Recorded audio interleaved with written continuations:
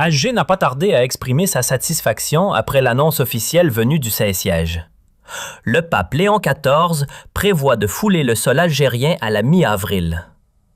Une déclaration qui, au-delà de sa dimension protocolaire, s'inscrit dans une conjoncture internationale agitée, donnant à cette venue une résonance bien plus large qu'un simple déplacement pastoral.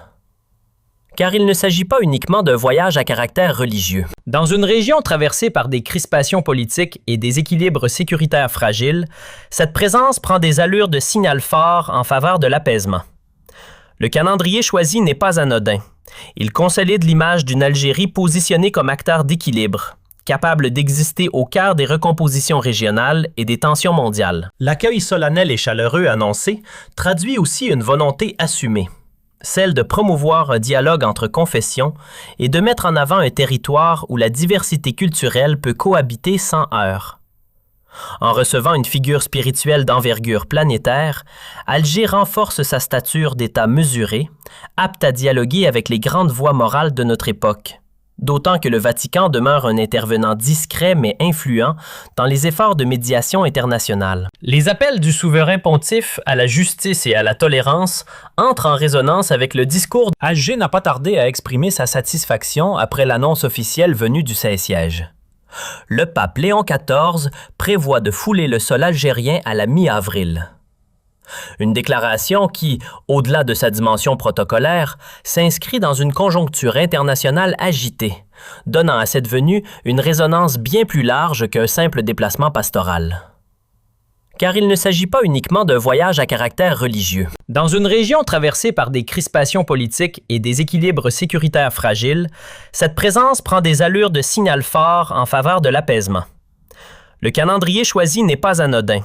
Il consolide l'image d'une Algérie positionnée comme acteur d'équilibre, capable d'exister au cœur des recompositions régionales et des tensions mondiales. L'accueil solennel et chaleureux annoncé traduit aussi une volonté assumée, celle de promouvoir un dialogue entre confessions et de mettre en avant un territoire où la diversité culturelle peut cohabiter sans heurts.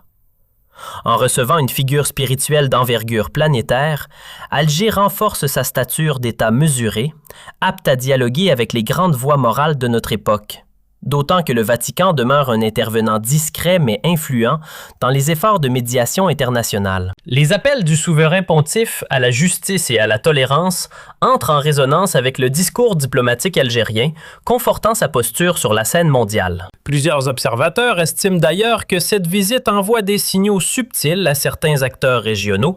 Elle souligne la centralité d'Alger dans la recherche de stabilité et peut être interprétée comme un appui symbolique à ses positions sur des dossiers sensibles tels que le Sahara occidental, la bande sahélienne, la cause palestinienne ou encore les crises au Soudan et en Libye.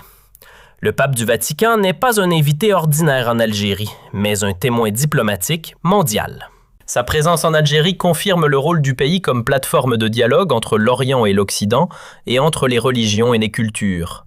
Elle ne saurait être comprise comme un simple déplacement protocolaire ou comme une rencontre strictement religieuse, mais bien comme un événement aux dimensions multiples, à la fois spirituelles, diplomatiques, culturelles et stratégiques. Elle s'inscrit dans un contexte international marqué par l'incertitude, les recompositions géopolitiques, les tensions sécuritaires et les fractures idéologiques, ce qui lui confère une densité symbolique particulière. Dans un monde traversé par les conflits, les crispations identitaires et les rivalités d'influence, l'image d'un chef spirituel mondial foulant le sol algérien revêt une signification qui dépasse largement le cadre bilatéral pour toucher à la question plus large du dialogue entre les civilisations, de la coexistence pacifique et de la responsabilité morale des nations face aux crises contemporaines. L'Algérie, forte de son histoire, de son positionnement diplomatique et de son engagement constant en faveur des causes de libération et de justice, apparaît à travers cette visite comme un acteur capable d'incarner une voie médiane équilibrée,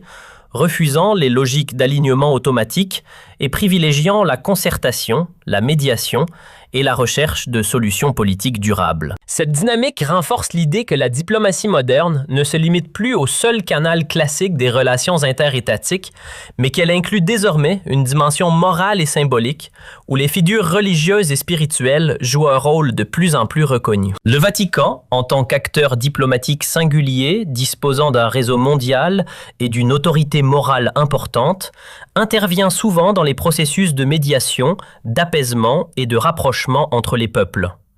Le fait que l'Algérie soit choisie comme destination d'une visite officielle traduit une reconnaissance implicite de son statut de partenaire crédible, stable et influent dans son environnement régional. Cela témoigne également d'une convergence de vues sur des principes fondamentaux tels que la paix, la justice, la dignité humaine, le respect des peuples et le refus des ingérences déstabilisatrices. Dans un contexte où plusieurs régions du monde, notamment en Afrique et au Moyen-Orient, sont confrontées à des conflits prolongés, à des transitions fragiles ou à des menaces sécuritaires persistantes, la mise en avant d'un message commun de tolérance et de dialogue prend une dimension stratégique. Au-delà de la symbolique internationale, cette visite met aussi en lumière la spécificité du modèle algérien en matière de coexistence religieuse et culturelle. L'Algérie, pays majoritairement musulman, porte également en elle un héritage historique marqué par la présence chrétienne, notamment à travers des figures religieuses qui ont contribué à son histoire et à sa mémoire collective. Cette pluralité, loin d'être perçue comme une contradiction, s'inscrit dans une vision d'ouverture maîtrisée, fondée sur le respect des constantes nationales et sur la promotion d'un vivre ensemble harmonieux. L'accueil d'un souverain pontife s'inscrit donc dans une continuité, celle d'un pays qui entend affirmer son attachement au dialogue interreligieux sans renoncer à ses fondements identitaires. Cette posture contribue à déconstruire les discours simplificateurs qui opposent artificiellement les mondes religieux et culturels et à démontrer que la coopération est possible dès lors qu'elle repose sur la reconnaissance mutuelle et la non-instrumentalisation des différences. Par ailleurs, la portée régionale de cet événement ne saurait être sous-estimée. L'Algérie occupe une position géographique stratégique au carrefour du Maghreb, du Sahel et du monde méditerranéen. Elle est engagée dans plusieurs dossiers sensibles, qu'il s'agisse des crises au Sahel, des tensions en Libye, des équilibres au Soudan ou encore de la question palestinienne. Dans ces dossiers, elle défend une approche fondée sur le respect de la souveraineté des États, le rejet des solutions militaires imposées et la promotion du dialogue inclusif. Une visite d'une autorité morale mondiale peut être interprétée comme un appui symbolique à cette vision, comme une reconnaissance du rôle de l'Algérie dans la recherche d'issues pacifiques aux crises. Elle envoie également un signal aux acteurs régionaux et internationaux quant à la centralité d'Alger dans les équilibres diplomatiques de la région.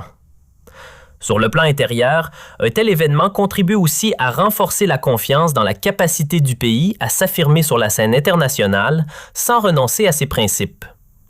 Il valorise l'image d'une Algérie stable, ouverte au dialogue, sûre de ses choix et capable d'organiser des rencontres d'envergure mondiale. Cette visibilité internationale a des retombées qui dépassent la dimension strictement politique, touchant également à des sphères culturelles, académiques et même économiques, en consolidant la perception d'un pays attractif, crédible et engagé dans des dynamiques constructives.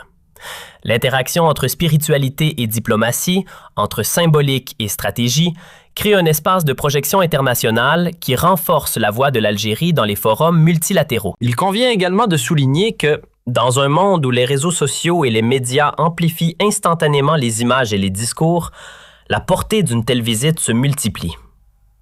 Les messages prononcés, les gestes posés, les rencontres organisées acquièrent une dimension globale, façonnant les perceptions et influençant les narratifs internationaux. Dans ce contexte, l'Algérie dispose d'une opportunité pour réaffirmer son attachement aux valeurs de paix, de justice et de solidarité entre les peuples, tout en mettant en avant son expérience historique de résistance, de réconciliation et de reconstruction.